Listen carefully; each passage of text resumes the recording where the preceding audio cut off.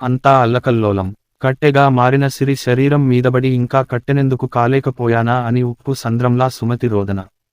చుట్టూ మూగిన జనాలు గుసగుసలాడుకుంటున్నారు. అందరికీ వినబడేలా.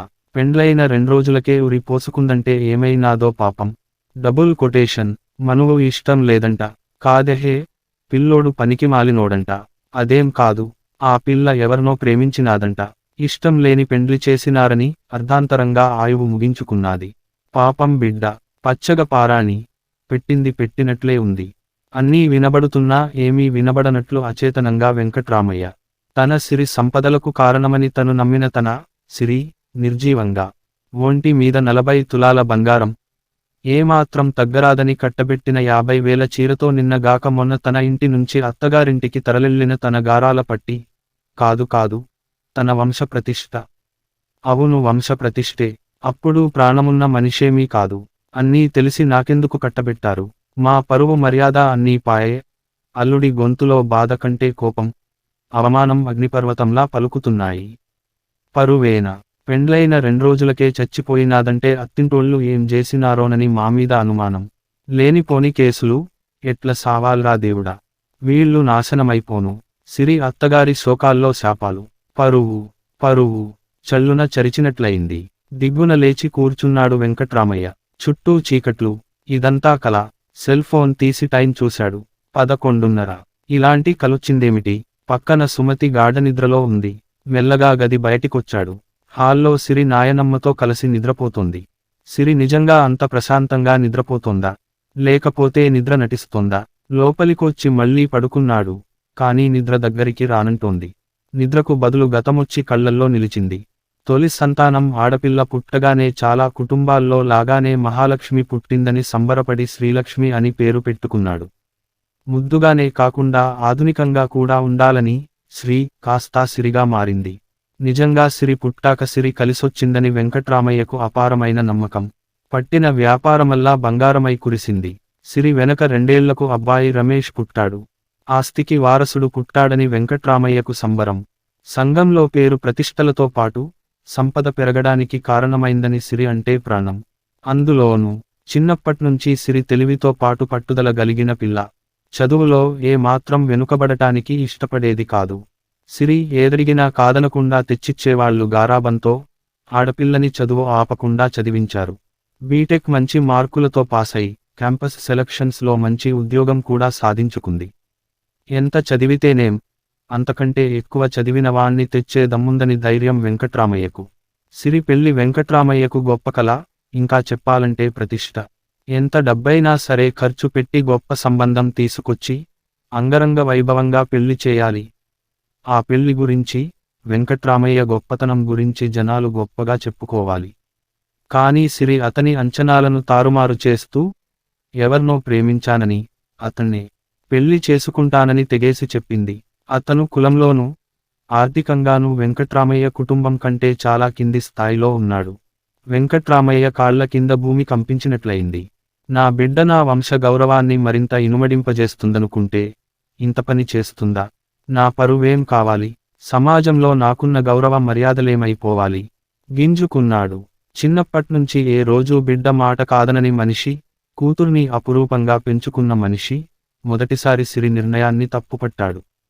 తను చూసిన వాణ్ణి చేసుకోవాల్సిందేనని హుకుం జారీ చేశాడు. కూతురికి పట్టుదల తక్కువేం కాదుగా, తండ్రితో వాదించింది. ఘర్షణ పడింది. కానీ తండ్రి ప్రేమ చాటునున్న వంశ గౌరవం, ప్రతిష్ట ఓడిపోవడానికి ఇష్టపడలేదు. సుమతి హాల్లోకి ప్రవేశం నిషిద్ధమన్నట్లు వంటింట్లో పొయ్యి మీద మగ్గుతున్న కూరను కలబెడుతోంది. ఆ కూర మగ్గిపోతోందో, మాడిపోతోందో ఎవరికీ తెలీదు. బిడ్డ ప్రేమ ముందు వంశ గౌరవం, పెద్దరికం తలదించలేదు. ఈరోజు ఈ పిల్ల మాటలకు తలొగ్గితే రేపు ఇంటి మానం, మర్యాద అన్నీ మంటగలిసిపోతాయి. ఎట్లయినా సరే కూతురి మనసు మార్చాలనుకున్నాడు. మొదట మెల్లగా నచ్చజెప్పి ప్రయత్నించాడు. ఊహూ, సిరి మారలేదు. ఇక లాభం లేదని ఇంకో అస్త్రం వదిలాడు. ఆస్తివ్వను. అక్కర్లేదు. షటిల్లాగా దూసుకొచ్చింది. సమాధానం. మాతో సంబంధాలుండవు. మీరు చూసే పెళ్లితో ఉంటాయని గ్యారంటీ ఉందా? సమాధానం చెప్పలేని ప్రశ్న. చివరికిక చస్తానని బెదిరించాడు. బెదిరించడం అంటే ఊరికే మాటతో కాదు.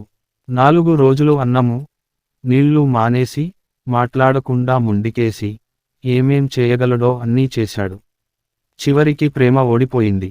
కాదు, ఓడిపోయేలా చేశాడు. విశాలమైన తటాకంలో ఉండాల్సిన చిరుచేపలు గాజు గోడల మధ్య అక్వేరియంలో ఆక్సిజన్ అందక గిలగిలలాడుతుంటే జాలిగా చూస్తూ, నీ ఇష్టం నాన్నా, అంది సిరి నిర్లిప్తంగా. ఆ తర్వాత సిరి తండ్రితో మామూలుగా మాట్లాడాలని ప్రయత్నించినా, తనకే ఎందుకో మామూలుగా లేదేమోనని అనుమానం. ఏదైతేనేం, తనకు తన పరువు ముఖ్యం. తర్వాత అన్నీ వాటంతటవే సర్దుకుంటాయి. ఎన్ని చూడలేదు, సమాధానం చెప్పుకుని, తనకు నచ్చిన తమ కులపు కుర్రాన్ని, తమకంటే గొప్ప ఆస్తిపరుణ్ణి వెతికి మరీ పెళ్లి నిశ్చయించాడు. అయినా ఎందుకో పెళ్లి దగ్గర పడే కొద్దీ ఏవో భయాలు. ఈ పెళ్లి ప్రశాంతంగా జరిగిపోతుందా? బంధుమిత్రుల మధ్య తల దించుకునే పరిస్థితి రాదు కదా? కుటుంబం పరువు పోదు కదా? ఇలాంటి ఆలోచనలతో నిద్రెప్పుడు పట్టిందో. తెల్లారింది. సిరీ, సిరీ, సుమతి కేకలు. ఉలిక్కిపడి లేచాడు వెంకట్రామయ్య. ఏమైంది? సిరి కనిపించటం లేదండీ. సుమతి జీర గొంతులో ఏడుపు పలికింది. ఎక్కడికెళ్ళింది? సరిగ్గా చూడండి. స్నానం చేస్తోందేమో. ఎన్ని గంటలు చేస్తుంది? పెరట్లో ఉందేమో. ఇప్పటికి 10 సార్లు తిరిగొచ్చారు. తన భయాలు నిజమయ్యేట్టున్నాయని వెంకట్రామయ్య మనసు పొరల్లో కంగారు. స్నేహితులకు ఫోన్ చేద్దామని సెల్ఫోన్ తీసుకున్నాడు. అందులో వాట్సప్ సందేశం. నా జీవితానికి నేనే బాధ్యత వహించాలనుకుంటున్నాను. దయచేసి మీ బరువుగా నన్ను భావించడం మానేయండి. ఓ సిరి, అనుకున్నంతా అయింది. వెంకట్రామయ్య నిలబడిన నేల పాతాళంలోకి జారిపోయింది. వెంకట్రామయ్య కూతురు ఎవరితోనో లేచిపోయిందంట. పోయే కాలాలు. అందుకే ఆడపిల్లకు చదువు గిదువు లేకుండా పిల్లప్పుడే పెళ్లి చేయాలనేది. అయినా ఆ పిల్ల ఎంతంటే అంతా మితిమీరిన గారాబం చేశార్లే. అదుపులో పెట్టుకోకపోతే ఇంతే అయ్యేది. ఏనాడన్నా ఆ పిల్లను హద్దుల్లో పెట్టినారా? ఆడపిల్లలకు సెల్లు సగం చేటు. ఎవరితో మాట్లాడతాందో, ఏం చేస్తాందో చూసుకోవద్దా? Double quotation. ఇలాంటి మాటలన్నీ వినాలి కాబోలు. ప్రాణంగా పెంచుకున్న బిడ్డతో పాటు ప్రాణసమానంగా చూసుకున్న పరువు పోయే. ఇంకా బతికేం చేయాలి? మౌనంగా గదిలోకి నడిచి తలుపేసుకున్నాడు. పరువు, ప్రతిష్ట, వంశము, గౌరవము, మన్ను మశానము ఉరితాడై గొంతును బిగించాయి. ఊపిరి ఆడటం లేదు, ప్రాణం ఒరుసుకుపోతోంది. 2 చేతులతో మెడ పట్టుకొని విదిలించాడు. చీకటికి తోడు బయట కీచురాళ్ల శబ్దాలు. మళ్ళీ ఇంకొకలా. మరోసారి మెడ విదిలించాడు. టైం 1:30. ఎంత అస్థిమితం. చీకట్లోనే తడిమి, నీళ్ల సీసా తీసుకుని కాసిని నీళ్లు గొంతులో పోసుకున్నాడు. ఎందుకీ అస్థిమితం? తన కూతురి బాగు కోసమే కదా ఇదంతా చేస్తున్నది. తనకంటే ఎక్కువ ప్రేమను ఎవరు పంచుతారు? 23 ఏళ్లు ముద్దుగా పెంచుకున్న బిడ్డ సుఖంగా ఉండాలనే కదా తాపత్రయం. తన గారాల బిడ్డ తనను మోసం చేసి వెళ్ళిపోతుందా? లేదు. సిరి మాట ఇచ్చిందంటే తప్పదు. నాన్నంటే దానికి ప్రాణం. బలవంతంగా నిద్ర తెచ్చుకోవాలని కళ్ళలోకి చీకట్లు మోసుకొచ్చుకున్నాడు. నల్లగా చీకటి. ఇంట్లో కాంతిగా వెలగాల్సిన విద్యుల్లత భయంకరంగా షాకిచ్చింది. ఎన్నాళ్ళిలా చీకట్లో ఉంటావో? స్విచ్ వేస్తూ సుమతి. కళ్ళు చికిలించాడు వెంకట్రామయ్య. ముందా లైట్ తీసేయి, ఆజ్ఞాపించాడు. సుమతి వినిపించుకోలేదు. ఎన్నాళ్ళిలా చీకట్లో ఉంటావని అడుగుతున్నాను. బతికినన్నాళ్ళు చాలా. నీ కూతురు చేసిన ఘనకార్యానికి బలైపోయింది నా కొడుకు. ఇంకా వెలుతురెక్కడ మిగిలింది? ఎన్నిసార్లు ఈ మాటలంటావు? గొప్పగా మార్కులు తెచ్చుకుంటే, మంచి పేరు తెచ్చిపెడితే, నీ కూతురని గర్వపడితివి. నీ ఇంటి పరువు తీసిందనుకున్ననాడు నా కూతురని దెప్పిపొడుస్తున్నావు. అసలు మా పనంతా మీ గొప్పను నిలబెట్టడమేనా? Double quotation. ఇదిగో ఇట్ల తలతిక్క ప్రశ్నలడిగే అది కొంపలో నుంచి పోయి, సంతకాల పెండ్లి చేసుకుని, మర్యాద తీసింది. పోయింది అట్లా దూరంగానన్నా పోయిందా? ఊళ్ళోనే కాపరం పెట్టి, ఎక్కడా తిరగకుండా, తలెత్తుకోకుండా చేసింది. అదింత కడుపేసుకొని తిరుగుతుంటే, ఆ సంకర సంతానాన్ని చూడలేకగదూ, నా కొడుకు నరికి పారేసింది. అది పాపమై వాడు జైల్లో మగ్గుతున్నాడు. దానికేం సుఖంగా చచ్చింది? అవును, పాపం కాదు. నెలలు నిండిన బిడ్డను కనీసం కనికరం చూపించకుండా చంపడం పాపం కాదు. పందులు, కుక్కలు కూడా తమ పిల్లల్ని ముట్టుకుంటే మీదికొస్తాయే. అంత ఘోరంగా నిండు చూలాలిని పొట్టన బెట్టుకున్న నీది పాపం కాదు. నీ మాట కాదనిందని నీ బిడ్డను చంపుకున్నావు. సరే, ఇంకెవరి బిడ్డనో చంపేకి ఏం హక్కుందని? ఆ తల్లిదండ్రులకెంత గుండె కోతనో ఎన్నడన్నా ఆలోచిస్తివా? ఏంది ఆలోచించేది? పైసాకు తరుంగాని ప్రతోడు డబ్బున్న పిల్లను చూసి లవ్వాడానని బుట్టలో వేసుకునేటోడే. వాడెంత? వాని తాహతెంత? మన పిల్లనే చేసుకునేటోడా? ప్రతి ఎదవ నా కొడుకొచ్చి నా ముందు కాలరెగరేసి, నీతులు చెప్పేవాడే ఆడపిల్ల నెట్ట పెంచల్లా అని. అవును, ఆడపిల్లనెట్ట పెంచల్లా అని మగ నా కొడుకులే చెప్పేది. అసలు మేం మనుషులమైతే కదా ఏది మంచో ఏది చెడుపో మాకు తెలిసేది. మీ ఇంటి పరువును కాపాడల్లా, మీ మర్యాదను నిలబెట్టల్లా. మీరు మటుకు మొగుళ్ళై, తండ్రులై, అన్నదమ్ములై, కొడుకులై మా మీద బడి తిని, మేమేం జెయ్యాలో, ఎట్టుండాలో తీరుమానం జేస్తారు. కాదు కూడదంటే చంపి పాతరేస్తారు. ఏందే గొంతు లేస్తోంది, వీడు సగం చచ్చిన పామనుకుంటాండావా? ఇష్టానుసారం మాట్లాడతాండావు. చింత జచ్చినా పులుపు చావలేదు. పాత సామెతే కాని, ఎప్పటికీ పాతబడదు. అది కాదయ్యా, ఏం చేసింది నా బిడ్డ? మనసుకు నచ్చినోణ్ణి పెండ్లి చేసుకునింది, అది తప్పేనా?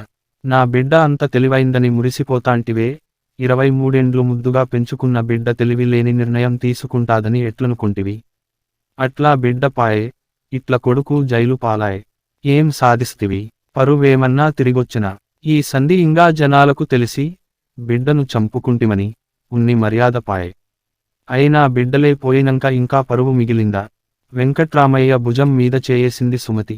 దాదాపు 2 నెలలయింది సుమతి తనతో ప్రేమగా మాట్లాడి. ఆమె చేతి స్పర్శతో శరీరంలో ఏదో చిన్న కదలిక. అవును, ఏం సాధించాను? ప్రేమ ఇంత హింసాత్మకంగా ఉంటుందా? ప్రణయం ప్రాణాలు బలిగోరుతుందా? ప్రాణాలు తీసే ఈ ప్రేమను ఎందుక్కావాలనుకుంటారీ పిల్లలు? వాళ్ళేం సాధించారు? నేనేం సాధించాను?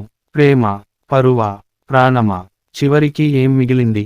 నా పరువు మిగల్లేదు, నా బిడ్డ ప్రేమ మిగల్లేదు. ఏం సాధించినట్లు?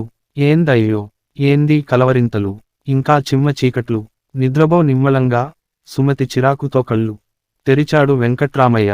అవును, ఇంకా చిమ్మ చీకటి. చీకటెందుకింత బీభత్సంగా ఉంది? ఇంత భయంకరమైన దృశ్యాలతో, చావు మేళాలతో నిద్రెట్గా పడుతుంది? ఈ చీకటైప్పుడు వెలుతుర్లో కలుస్తాయి. వెంకట్రామయ్య విసుగ్గా మరోసారి టైం చూశాడు. 5 నిమిషాలు తక్కువ 4. ఇప్పుడిక కళ్ళు మూసుకోవాలంటే భయమేస్తోంది. నిద్రపోయినా ఇంకే భయంకరమైన కలలొచ్చి కల్లోలం లేపుతాయో. చీకట్లో కళ్ళు మూసుకుపోతాయేమోనని బలవంతంగా కళ్ళు పెద్దవిగా తెరచి పెట్టుకున్నాడు. మంద్రస్వరంలో బిస్మిల్లా ఖాన్ షహనాయి సంగీతం హాయిగొలుపుతూ వినిపిస్తోంది. కళ్లకు మిరుమిట్ల ప్రయాస లేకుండా ఆహ్లాదకరమైన పూల అలంకరణ, అక్కడక్కడా ఆహూతులను అందంగా ఆహ్వానిస్తూ ముచ్చటైన పూల కుండీలు. మంచి పని చేశారు వెంకట్రామయ్య గారు.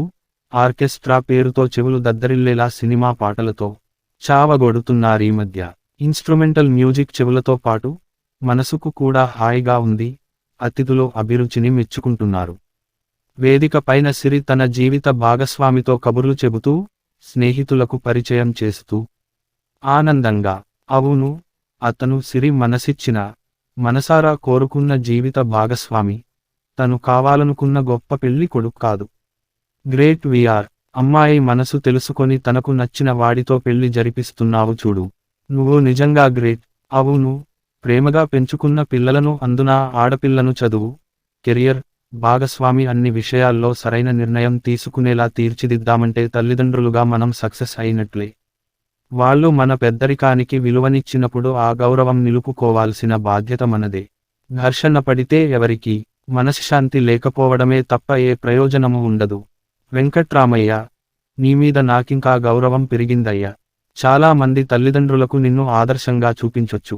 మిత్రుల మాటల్లో తనపై ఎనలేని గౌరవం, ప్రేమ.